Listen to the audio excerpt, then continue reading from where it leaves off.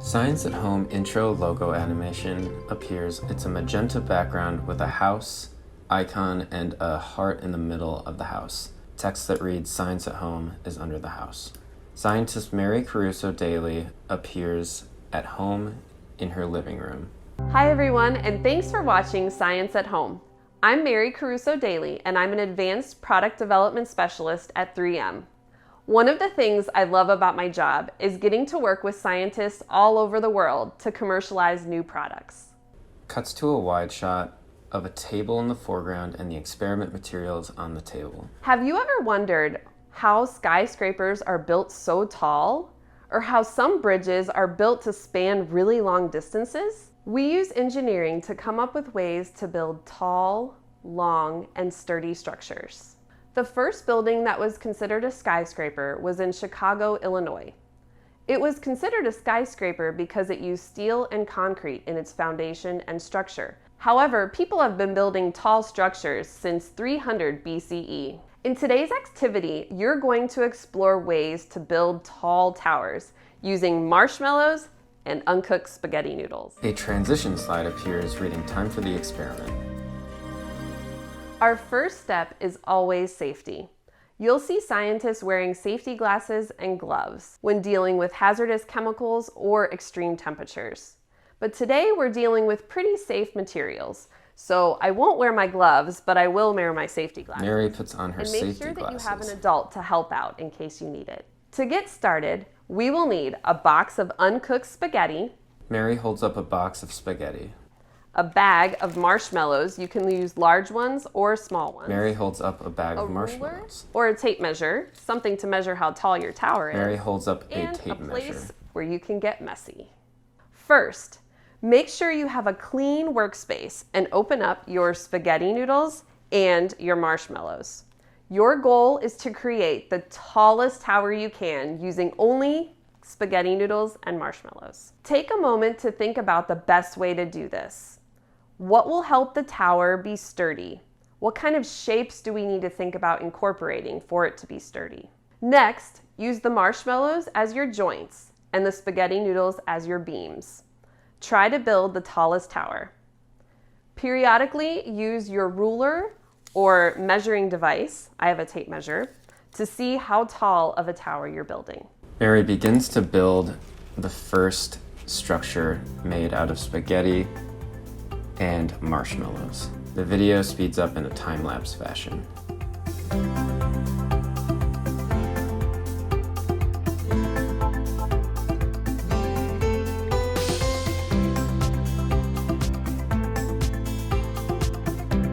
I've built this one to look like a cube, but as you can see, if I let it go, it's pretty wobbly. Mary shows her spaghetti marshmallow structure and it falls over and she laughs.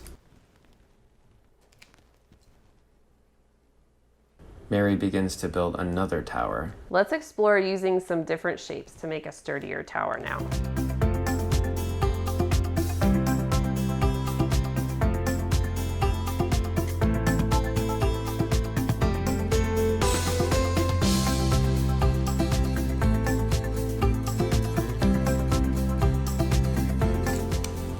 Mary measures the height of the tower. Mary continues to build the tower taller.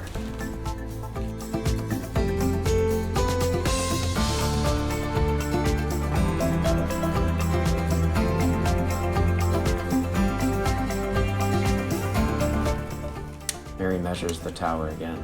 Mary continues to build the tower taller.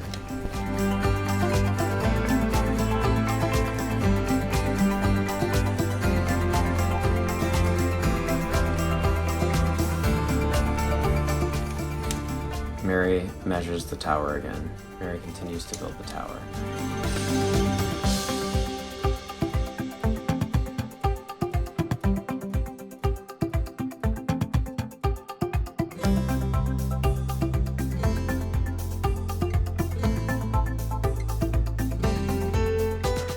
The tower is getting very tall. Mary measures the tower. It is almost as tall as she is. A transition slide appears reading, "Let's break down the experiment." Mary is holding a tower and talking about it. Kind of reached a limit because the marshmallows start to get too heavy and they put a lot of weight on the spaghetti noodles. So the ones at the bottom started breaking, and you could think about different ways that you could build a tower with some more reinforcement, for example. So looking at using shorter spaghetti noodles or even shorter or smaller marshmallows might provide something that is more stable. When we switched to the triangle shape, however, triangles were more sturdy as a shape as opposed to the square shape. A transition slide appears reading, "Let's talk about the science." So when we built the cube, the square was the base. And if we think about another structure we can make where the square is the base, I came up with this pyramid. You can see that this was a lot more sturdy because the bases were made out of triangles. And triangles are a great structure because it's the only shape where you cannot change the angles the sides make without having to change the length of the sides as well. And this makes triangles really sturdy and able to support structures well. Having a wider base gives this tower lots of stability and allows for better weight distribution. If we kept a triangle as the base in this one, and in what I used as the tall tower, I made an equivalent smaller version. And in this one, all of the angles are the same and supports the weight evenly.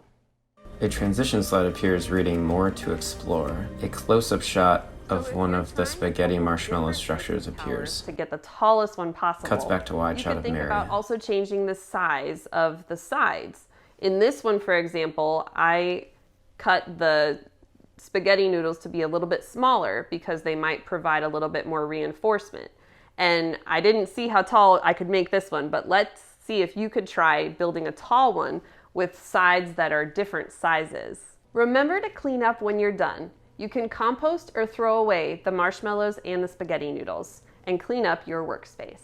Thanks so much for watching. I'm Mary Caruso Dailey, and I hope you check out more Science at Home videos from 3M.